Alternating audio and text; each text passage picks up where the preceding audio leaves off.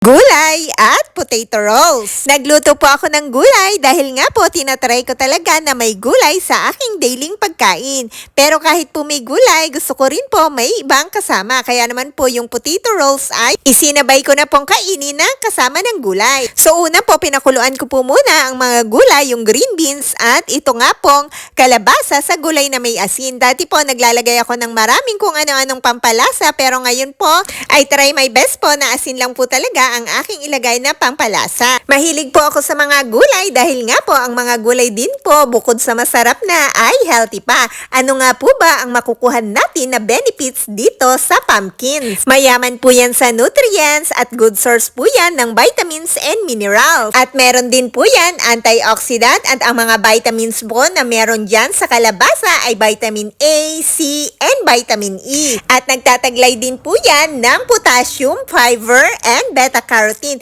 These nutrients contribute to various positive health outcomes, including boost immunity and improve vision, healthy skin, and heart health. Kaya naman po, napaka-healthy po talaga ng kalabasa. At napakaganda din po niyan sa ating mga mata at sa ating mga digestion. At nire-reduce din po niyan ang risk natin na magkaroon ng mga chronic diseases. At sa panahon po ngayon, padami ng padami ang nagkakaroon ng mga sakit sa liver. Ang kalabasa po ay may contribute sa ating healthy liver function at ini-improve din po niyan ang ating mga sleep and stress reduction. Kaya naman po guys, ang kalabasa po ay napaka-healthy po sa katawan. Kaya naman po, isama po natin sa ating healthy diet ang kalabasa dahil napakarami po talagang vitamins and minerals nating makukuha na napakaganda sa ating mga organ system. At ano naman po ba ang benefits ng green beans? Green beans are a versatile and nutritious vegetables with numerous health benefits including aiding digestion, improve heart health, binuboost din po ng green beans ang ating mga immune system para po mag-function ng maayos at nire-regulate din po ng green beans ang ating blood sugar. Same po ng mga ibang gulay ay mayaman din po sa mga vitamins and minerals ang green beans at meron nga din pong fiber. Kaya napakaganda din po ng green beans na isama sa ating healthy diet, maintaining bone health at napakaganda po ng green beans sa mga pregnant.